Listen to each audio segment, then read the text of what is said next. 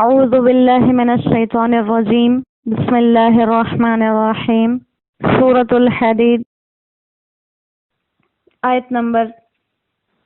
17 سے آیت نمبر 19 اعلموا ان اللہ یحیی الارض بعد موتها اعلموا خوب جان لو ان اللہ یہ کہ اللہ یحیی الارض زندہ کرتا ہے زمین کو بعد موتها اس کے مر جانے کے بعد قد بینا ہم نے کھول کر سنا دی لکم الآیات تمہیں یہ نشانیاں لعلکم تعقلون تاکہ تم سمجھ حاصل کرو ان المصدقین بے شک وہ لوگ جو صدقہ کرتے ہیں والمصدقات اور جو عورتیں صدقہ کرتی ہیں وَأَقْرَضُوا اور جو قرض دیتے ہیں اللہ کو قرضاً حسنا اچھے طریقے سے قرض دینا یضاعف لہم ان کو ملتا ہے دگنا وَلَهُمْ أَجْرٌ کریم اور ان کے لیے ثواب ہے عزت والا وَالَّذِينَ آمَنُوا بِاللَّهِ وہ لوگ جو ایمان لائے اللہ پر وَرُسُلِهِ اور اس کے سب رسولوں پر اولئک هم الصدیقون وہی سچے ایمان والے ہیں والشہداء اور وہ شہداء ہیں گواہی دینے والے ہیں عند ربهم اپنے رب کے پاس لہم اجرہم ان کے لیے اجر ہے ونورہم اور ان کی روشنی ہے والذین کفروا اور جو لوگ کافر ہیں وکذبوا بآیاتنا اور جھٹلاتے ہیں ہماری آیتوں کو اولئک اصحاب الجحیم وہی ہیں دوزخ والے صدق اللہ العظیم ذکر چل رہا ہے دو قسم کے لوگوں کا کافروں کے کفر کا منافقین کے منافقت کا اور ایمان والوں کے ایمان کا تو یہاں بھی مثال کو ایسے ہی سمجھانے کی کوشش کی ہے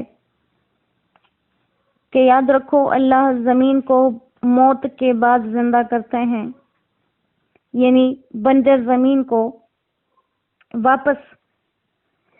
درست کر دیتے ہیں تو اس میں پچھلی آیت میں جو بات ذکر کی گئی تھی کہ جیسے یہود و نصارہ اپنی کتابوں کے دور میں اسی آسرے اور امید پر اپنی ساری زندگی گزار دیتے تھے کہ آگے چل کے توبہ کر لیں گے آگے چل کے توبہ کر لیں گے پھر توبہ کی نوبت تو نہیں آتی تھی اس توبہ سے پہلے پہلے ہی ان کی موت آ جاتی اور اسی کام کے لیے ایمان والوں کو منع کیا گیا کہ کہیں تم بھی کسی غلطی میں مبتلا ہو کر توبہ کرنے میں دیر مت کر دینا اور آج کل میں اپنی زندگی کی مہلت کو ختم مت کر دینا کیونکہ جیسے وہ رب ایک بنجر زمین پر بارش برسا کے اسے سرسبز و شاداب کر دیتا ہے اسی طرح سے کوئی انسان توبہ کی طرف جب آ جائے تو اللہ اس کے مردہ دل کو زندہ اور درست کر دیتے ہیں لہذا انسان کتنا بھی گناہگار ہو جائے تو اپنے گناہوں پہ شرمندہ ضرور ہو لیکن اللہ کی رحمت سے مایوس نہ ہو یہ دو الگ چیزیں ہیں ایک یہ کہ اللہ معاف کرنے والے ہیں تو اس چیز پر جرات نہیں کرنی چاہیے کہ ہر گناہ پھر جان بوجھ کے کرتے رہیں کہ اللہ ویسے بھی معاف کرنے والے ہیں اور دوسرا اپنے گناہوں کو دیکھ کر کبھی بھی یہ نہ سوچا جائے کہ اتنے گناہ کر لیے اب ان کو معاف کرنا تو شاید اللہ کے بس میں نہ ہو شاید اللہ کے اختیار میں نہ ہو اللہ فرماتے ہیں ایک حدیث مبارکہ کا مفہوم ہے کہ اے ابن آدم اگر تمہارے گناہ زمین کو بھرتے بھرتے بھرتے آسمان کی بلندیوں تک آ جائیں اور اس کے بعد تم مجھ سے اپنے ان گناہوں کی معافی مانگ لو تو میں تمہیں معاف کر دوں گا اور مجھے کسی کی پرواہ بھی نہیں ہوگی اس معاف کرنے کے بعد کہ لوگ کیا کہیں گے جیسے دنیا میں ہر دوسری بات پہ ہمیں یہی ہوتا ہے کہ اگر یہ کام کر لیا تو لوگ کیا کہیں گے تو اللہ فرماتے ہیں میں تو وہ ذات ہوں کہ مجھے لوگوں کے کہنے کی بھی پرواہ نہیں تو کہا ایسی ہی مثال ہے کہ گناہوں سے انسان کی مثال خشک اور بنجر زمین جیسی ہو جاتی ہے، پھر اللہ اس کو توبہ کے لیے رجوع کی توفیق عطا فرماتے ہیں، اور اگر وہ توبہ کر لے، اپنے کاموں سے باز آ جائے، تو اللہ اس کے دل کو پھر سے سرسبز و شاداب کر دیتے ہیں۔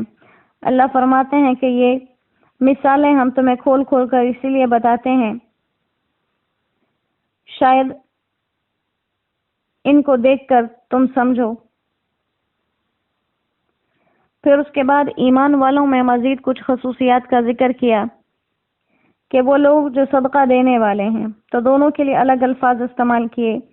صدقہ دینے والے مرد اور صدقہ دینے والی عورتیں۔ یہ لوگ جب اللہ کو قرض حسنہ دے رہے ہیں، یعنی خلوص کے ساتھ اللہ کے راستے میں صدقہ کرنا، اللہ فرماتے ہیں کہ یہ ایسا ہے جیسے اللہ کو قرض دے رہے ہیں، اور اللہ فرماتے ہیں کہ ان کا ثواب بڑھا دیا جائے گا۔ اور ایک تو یہ کہ ان کا صدقہ ثواب کے اعتبار سے بڑھایا جائے گا، پھر اس کے ساتھ ساتھ ہی ان کے لیے اجر بھی ہوگا،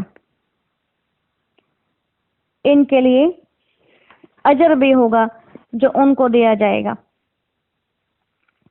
تو اللہ کریم انسان کے اوپر کتنے مہربان ہیں کہ انسان صدقہ اور خیرات کر رہا ہے،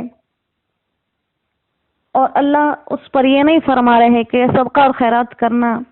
یہ بھی تو میرا ہی احسان ہے کہ تمہارے مال کو اپنے لیے پسند کر لیا۔ ہم بحیثیت امت محمدیہ صلی اللہ علیہ وسلم اللہ کے جتنے بھی شکر ادا کریں بہت ہی کم ہے۔ پچھلے امتوں کے ساتھ یہ حالات ہوتے تھے، اگر انہوں نے اللہ کے لیے صدقہ و خیرات نکالنا ہوتا، اگر وہ جنگوں میں شریک ہوتے تو ان کے مال غنیمت، اسی طرح ہر وہ مصرف جس میں انہوں نے مال خرچ کرنا ہوتا، اس کی واضح صورت یہ تھی کہ ان کے لیے کوئی نہ کوئی خاص جگہ مقرر ہوتی، وہ وہاں جا کے اپنے وہ ہدیے، وہ صدقے، وہ خیراتیں، وہ زکاتیں، وہ مال غنیمت رکھ دیتے، اور اگر آسمان سے آگ آ کر ان کو جلا دیتی تو یہ اس کی قبولیت کی علامت ہوتی، اگر آگ نہ آتی تو یہ اس چیز کے مقبول نہ ہونے کی علامت ہوتی۔ تو یقیناً جس انسان کا صدقہ قبول نہ ہوتا اس کے لیے کتنی شرمندگی ہوتی اپنے قبیلے میں، اپنے خاندان میں، اپنے گھر والوں میں، کہ اس نے پیسے نکالے اور اللہ نے قبول نہیں کیے، اس نے صدقہ نکالا، اللہ نے قبول نہیں کیا، اس نے جہاد کا مال غنیمت رکھا لیکن اللہ نے ان کے جہاد کو قبول نہیں فرمایا۔ اور اس امت کے اوپر اللہ نے کتنے پردے ڈالے، کتنے پردے ڈالے کہ ہم صدقہ کرتے ہیں، خیرات کرتے ہیں، اور قبول ہوتا ہے یا نہیں ہوتا ایک اللہ کی ذات کے سوا کسی کو معلوم نہیں۔ وہ اللہ ہم پہ کتنے مہربان ہیں، وہ ہماری پردہ پوشیاں کرتے ہیں، ہمارے عیبوں کا کسی کو پتہ نہیں چلنے دیتے۔ کسی انسان نے صدقہ کیا، کسی نے خیرات کی، قبول ہوئے یا نہیں ہوئے کسی کو معلوم نہیں۔ تو اللہ اس طرح سے ہمارے عیبوں کو چھپا کے رکھے ہوئے ہیں۔ تو اللہ کریم سے یہ امید ہے یقیناً جیسے وہ اس دنیا میں ہمارے عیبوں کو چھپائے ہوئے ہے، وہ آخرت میں بھی ہمارے گناہوں کو اسی طرح سے اپنی رحمت کی چادر میں چھپا کے رکھے، اور ہمارے عیبوں کا خود ہمارے سامنے بھی وہ رب دوبارہ تذکرہ نہ فرمائے۔ اور وہ اتنا مہربان ہے، یقیناً اگر اس سے مانگا جائے تو وہ خالی ہاتھ نہیں لوٹاتا۔ اس کے بعد ایمان لانے والوں کی ایک مزید کیفیت ذکر کی ہے کہ والذین آمنوا باللہ ورسلہ، وہ لوگ جو ایمان لائے اللہ پر، اور صرف رسول پر نہیں، رسول ہی اس کے تمام رسولوں پر۔ تو یہ بات ہر انسان اپنے ذہن میں بٹھا لے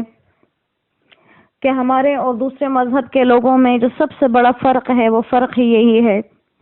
کہ ہر مذہب کے لوگ صرف اپنے نبی کو نبی مانتے، آپ صلی اللہ علیہ وسلم کی امت کو یہ خصوصیت اللہ نے دی کہ ہم تمام انبیاء کو نبی مانتے ہیں، تمام انبیاء کو نبی مانتے ہیں، اور یہی ایمان کے کامل ہونے کا ذریعہ ہے۔ کہا کہ جن لوگوں میں 2 صفات پائی جائیں وہی صدیق بھی ہیں، شہداء بھی ہیں۔ تو صدیق وہ ہوتے ہیں جو کہ مرتبہ کمال کو پہنچے ہوئے سچے ایمان والے لوگ ہوتے ہیں، اور شہداء کا مطلب اللہ کے پاس لوگوں کی گواہی دینے والے۔ تو اس آیت سے تو بظاہر یوں لگ رہا ہے کہ ہر وہ شخص جو ایمان لائے اللہ پر اور اس کے رسولوں پر، وہ ہر شخص صدیق اور شہداء کی فہرست میں آ جاتا ہے، جیسے کہ بہت سی روایات سے بھی یہ بات ثابت ہوتی ہے۔ حضرت ابو ہریرہ رضی اللہ تعالیٰ عنہ کی ایک روایت کا مفہوم ہے کہ ان کے پاس ایک روز کچھ صحابہ جمع تھے، تو وہ ان صحابہ سے کہنے لگے کہ تم میں سے ہر شخص صدیق بھی ہے اور شہید بھی ہے۔ ان لوگوں نے تعجب کیا کہ آپ غور کریے، آپ کیا کہہ رہے ہیں؟ حضرت ابو ہریرہ رضی اللہ تعالیٰ عنہ نے فرمایا کہ اگر یقین نہیں آتا قرآن پاک کی آیت پڑھ لو کہ جو لوگ بھی اللہ پر ایمان لائے اور اس کے تمام رسولوں پر، یہی صدیق ہیں اور یہی شہداء ہیں۔ اسی طرح حضرت براء بن عازب رضی اللہ تعالیٰ عنہ سے روایت ہے، آپ صلی اللہ علیہ وسلم نے فرمایا کہ میری امت کے تمام مومنین شہید ہیں۔ شہید بمانا گواہ، اور اس کی دلیل میں آپ نے یہی آیت تلاوت فرمائی۔ لیکن قرآن کریم کی دوسری آیت سے یہ معلوم ہوتا ہے، جو ہم نے سورہ نساء میں پڑھ بھی لی، کہ امت کا ہر شخص، ہر مومن صدیق اور شہید نہیں ہے، بلکہ مومنین میں سے ایک اعلیٰ طبقے کے لوگ ہیں جن میں صدیقین الگ ہیں، شہداء الگ ہیں۔ جیسے وہ آیت مبارکہ تھی کہ فَأُولَئِكَ مَعَ الَّذِينَ أَنْعَمَ اللَّهُ عَلَيْهِمْ مِنَ النَّبِيِّينَ وَالصِّدِّيقِينَ